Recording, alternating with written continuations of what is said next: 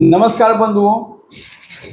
बंधुओं, इस बार आनंद पूर्णिमा में जो आनंदवाणी सर्कुलेट किया गया, आनंदवाणी पाठ हम लोगों ने किया, उसमें जो फर्स्ट लाइन में है कि सभ्यता के युग संधि काल में साधुता को बचाए रखना बहुत जरूरी है। अगर साधुता नष्ट हो जाएगी तो सभ्यता भी नष्ट हो जाएगी। क्या है सभ्यता के युग संधि काल? मैं जो समझता हूँ, मैंने जो थिंकिंग किया, मंथन किया, उसके अनुसार मैं इस निष्कर्ष पर पहुंचा कि यहाँ सभ्यता के युग संधि काल से तात्पर्य है कि मनुष्य शूद्र युग से यात्रा करते हुए क्षत्रिय युग में आया, विप्र युग में आया और अभी वैश्य युग चल रहा है। और वैश्य युग के बाद नियमानुसार जो प्रकृति के नियम है उसके अनुसार पुनः शूद्र युग आएगा। तो संधि काल का मतलब होता है कि एक जो क्रम है उसके बाद फिर से जहां से स्टार्ट हुआ वहीं से शुरू होना, ये युग संधि काल। मतलब शूद्र युग, क्षत्रिय युग, विप्र युग, वैश्य युग। तो ये जो मानव का यात्रा है ये 4 युग से गुजरता है, चारों युग का अंत हो गया और यहाँ से फिर पहला युग शुरू होने वाला है। इसलिए इसको सभ्यता का युग संधि काल कहा गया है। जैसा कि मैं अनुभव कर रहा हूँ, मुझे जो समझ में आ रहा है उसी को मैं आप लोगों के सामने रख रहा हूँ। अगर साधुता नष्ट हो जाएगा तो सभ्यता नष्ट हो जाएगी, और सभ्यता नष्ट हो जाएगी तो वर्षों से किया हुआ तपस्या, साधना सब बेकार। कहने का मतलब है कि साधुता को अगर नहीं रक्षा कर पाएंगे और सभ्यता नष्ट हो जाएगी तो मनुष्य फिर से शूद्र युग में चला जाएगा और फिर वही शूद्र युग से क्षत्रिय युग, क्षत्रिय युग से विप्र युग, विप्र युग से वैश्य युग, यात्रा करते करते फिर हजारों साल लग जाएंगे, क्योंकि 3,500 हजार के अंतराल में युग परिवर्तन होता है। तो मनुष्य फिर से शूद्र युग में नहीं जाए, इसके लिए बाबा निर्देश देते हैं कि तुम्हें हर हालत में साधुता की रक्षा करनी होगी। अब सवाल उठता है, साधुता है क्या? जहां तक मैं समझता हूं, वेद व्यास, वेद, 4 वेद,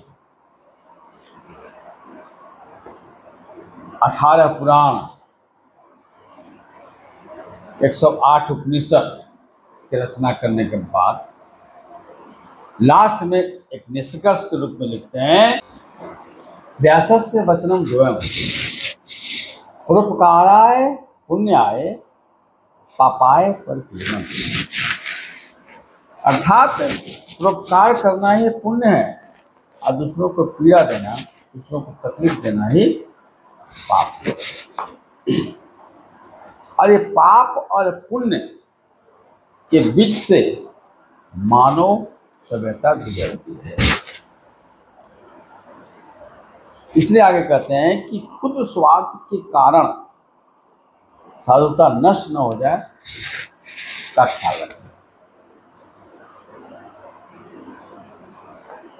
कहने का मतलब है कि स्वार्थ में अंधा होकर ही मनुष्य जो है दूसरों को दुख पहुंचाता है, दूसरों को तकलीफ पहुंचाता है।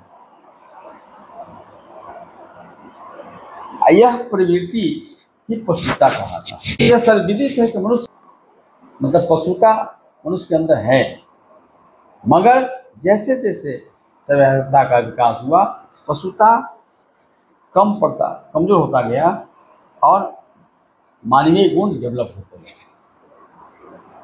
आज चौथा स्टेज में मनुष्य के अंदर जो है सब मानसिक विकास चरम सीमा पर गया है। लेकिन इसी मानसिक विकास के साथ साथ क्षुद्र स्वार्थ भी अपना विकराल रूप धारण किए हुए हैं। इसलिए आज जितना ज़्यादा मानसिक विकास हुआ, जितना ज़्यादा विज्ञान का विकास हुआ, जितना ज़्यादा विज्ञान तरक्की किया, जितना ज़्यादा मनुष्य मन से उन्नति किया है, उतना ही क्लेश, झगड़ा, झंझट, मार काट, अशांति फैला हुआ है पूरी दुनिया में। पूंजीवाद, साम्यवाद, धर्मांधता, डॉगमा, इन सब के चक्कर में आज देख जो युद्ध चल रहा है ना, चाहे रसिया यूक्रेन युद्ध हो गया, भारत पाक युद्ध हो गया, चाइना उधर जो चाह रहा है कि पूरे दुनिया को हड़प करके हम विश्व के बन जाए, पावरफुल बन जाए। हाँ, इधर अमेरिका भी अपना चाह रहा है।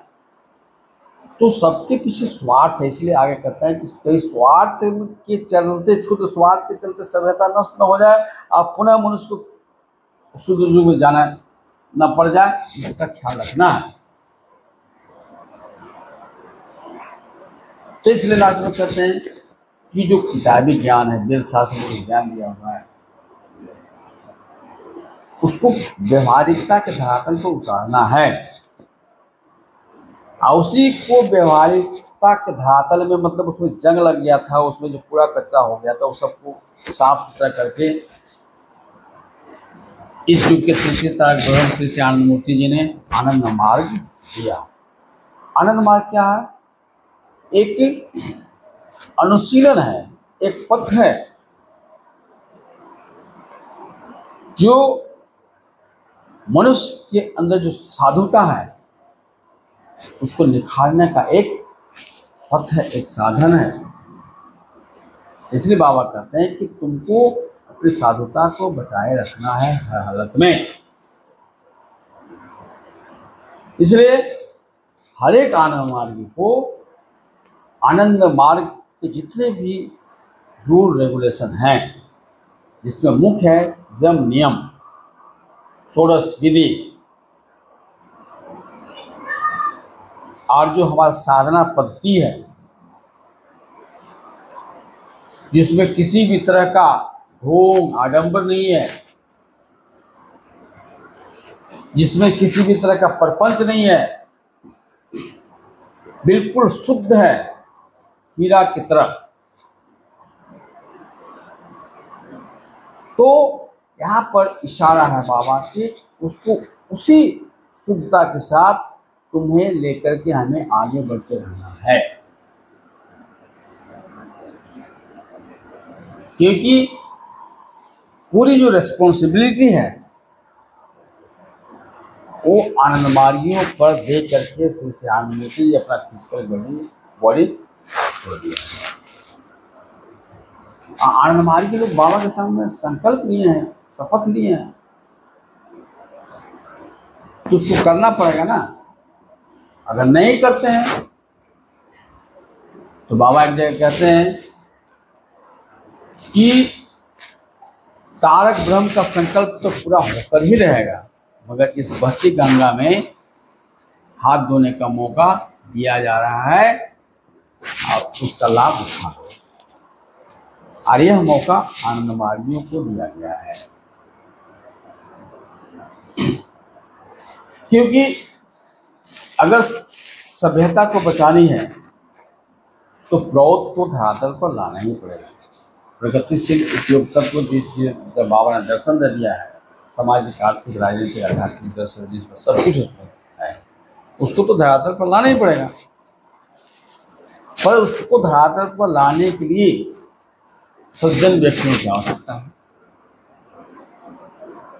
वैसे व्यक्तियों की आवश्यकता है जिनके अंदर साधुता कुट कुट करके भरा हुआ। साधुता का मतलब क्या है?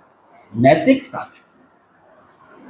जो यम नियम में प्रतिष्ठित है, षोडश विधि में कट्टर हैं,